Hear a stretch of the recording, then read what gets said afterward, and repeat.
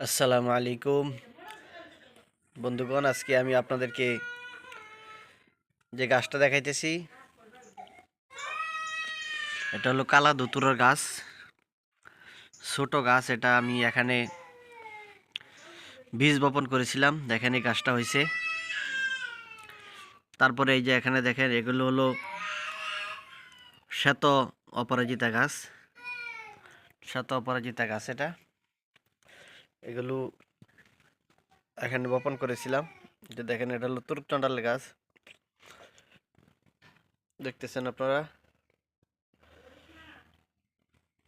তো এখানে অনেকগুলোই বীজ বপন করা হয়েছিল, মোটামুটি অনেকগুলো হইতেছে, আরো হইবে। এই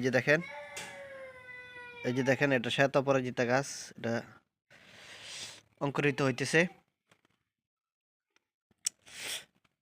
তো এটার জন্য আমি ভিডিওটা করতেছি যে কালা ধুতুরা গাছ, এটা দিয়ে অনেক কাজ করা যায়।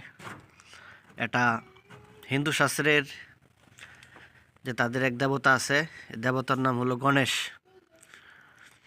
এই গণেশের পূজা করতে গিয়া হিন্দু শাস্ত্রের যারা লোক আছে তারা এই ফুলটাকে খুব ব্যবহার করে।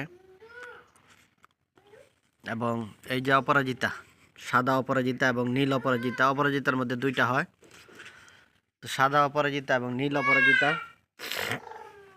এগুলো হলো গণেশের প্রিয় ফুল, শিবের প্রিয় ফুল, গণেশের প্রিয় ফুল, শিবের প্রিয় ফুল। ঠিক আছে। তো আমি লাগাইছি এগুলি দিয়া কবিরাজে অনেক কাজ করা যায়।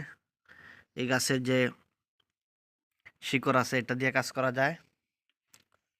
অনেকে এই গাছের শিকড়টা আমার কাছে খুঁজেন, এই জন্য আমি অনেকগুলো বীজ এখানে ফেলেছিলাম। একটা গাছ হয়েছে, এগুলি গাছটা খুব হয় না, মরিচের দানার মতো হালি হয়, বিচিটা হয় মরিচের দানার মতো। আমার কাছে আরও অনেক বিচি আছে, ওইগুলো আমি করব। ওখান থেকে মাত্র একটা বিচি হয়েছে এখানে। তা গাছ যদি বড় হয় তো এটা থেকে আবার যে বিচি হবে, ওই বিচি যখন আপনারা প্রয়োজন হবে তখন আপনারা আমার কাছ থেকে নিতে পারবেন। তো এখানে এটা আমি আপনাদেরকে দেখাইলাম। ওই যে এখানে দেখেন বেতাল গাছ আছে, দুইটা বেতাল গাছ বড় বড়।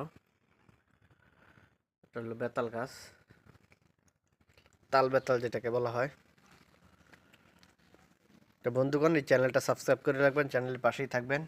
চ্যানেল থেকে আরও অনেক কিছু আপনারা দেখতে পারবেন ইনশাল্লাহ।